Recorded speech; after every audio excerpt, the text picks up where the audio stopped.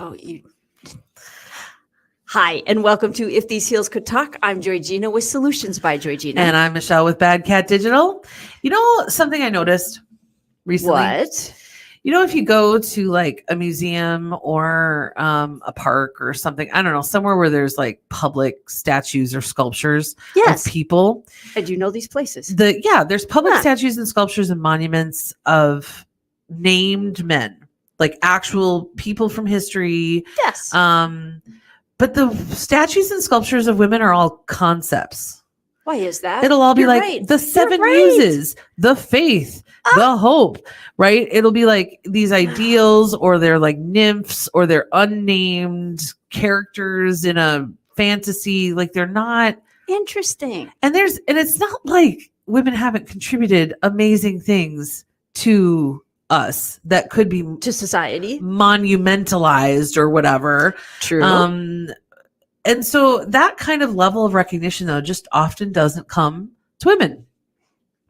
And we can just bring it down so many levels from the statue. And then we look at things like you know, an award ceremony where there's 5 awards given out, and the one that's given out to a woman is specifically an award that was created for women so that women were always included in the ceremony. Yep. Yes. And maybe one of the other ones once in a while is given to a woman, but for the most part, women's contributions are just not recognized in that way. And that I'm sure that there's 1,700 sociological explanations and all of those things. But the point is that there's a lot of amazing humans out there who happen to identify as women. Yes. Who contribute fantastic things to our community. Yes. To our communities. Mm-hmm. And do so without any recognition.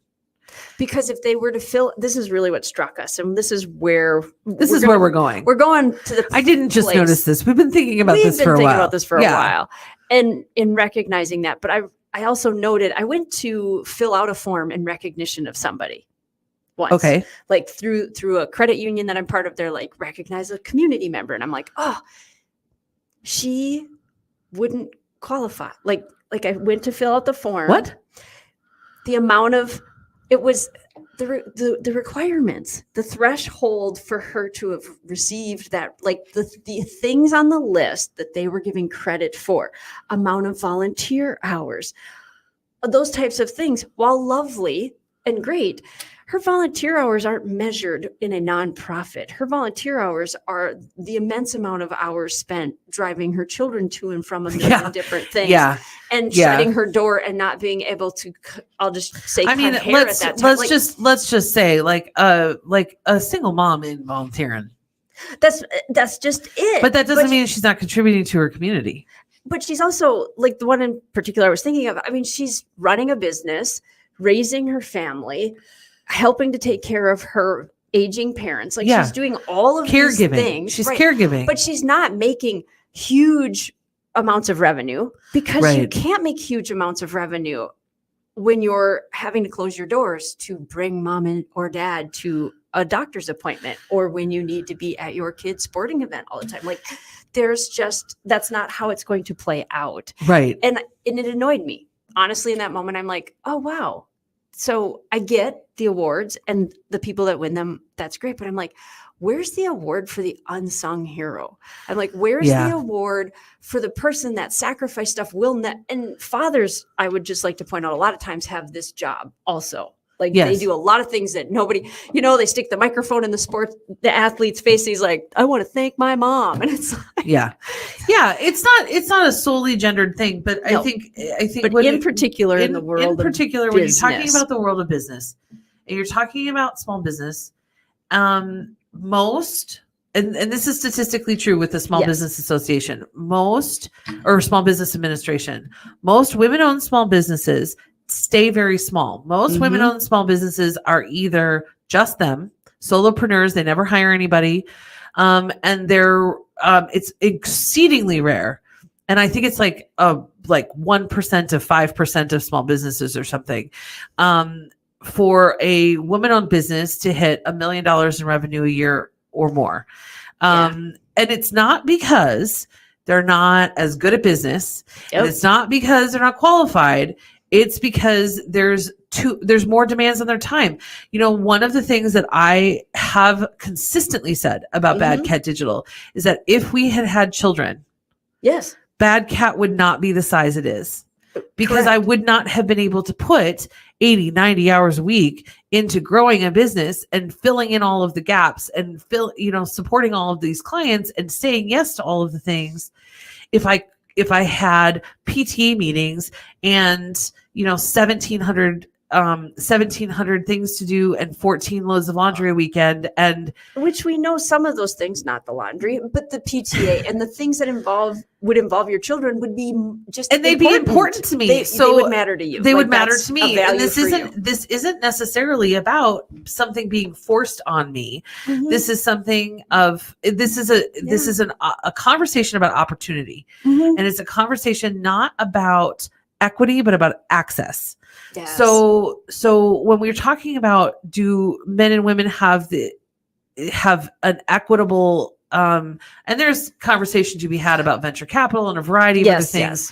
And that's not what this is about. No. What we're talking about though is that access to the time and the focus and and what it takes to build a business to the point when it has the kind of revenue that is eligible, that gets recognized. That gets recognized. Yes. Bad Cat doesn't get recognized because it's a woman-owned business. Bad Cat gets recognized because we grew from 1 person to 12 people in 5 years, because we bought a building, because we did, the growth is what gets recognized. The resiliency is what gets recognized. And that's not something that everybody has equal access to. Yes. And we don't even want to get started about people of color. That's a whole other topic. That's a whole other thing. So what did we do? We actually did something about this. We created the Brilliant Leader Soul Award. SOLE, because we cannot stay away from a pun.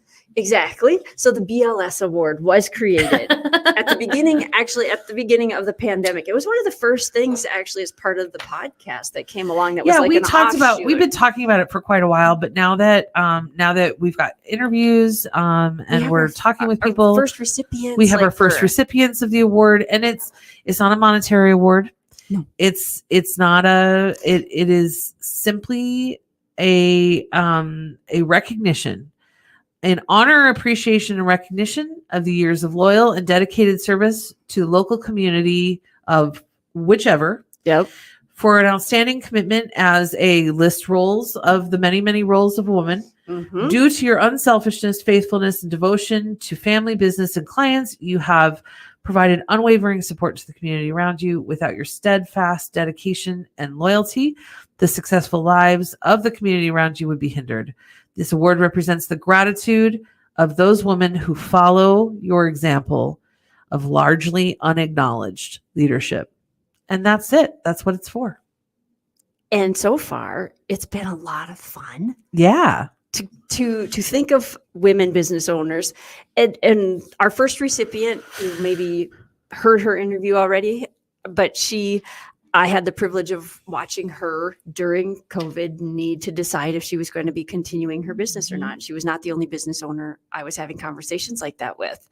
And to watch her do that, and it was a huge balance between family and community and the business and her own mental health and self-care, like all of that kind of wrapped around into that conversation. And she finally did come to the place where she's like, this is what needs to happen. And I'm there. She had been in business for many years, but nobody had ever given her an award. Nobody had ever said, thank you for owning a building in this little tiny town.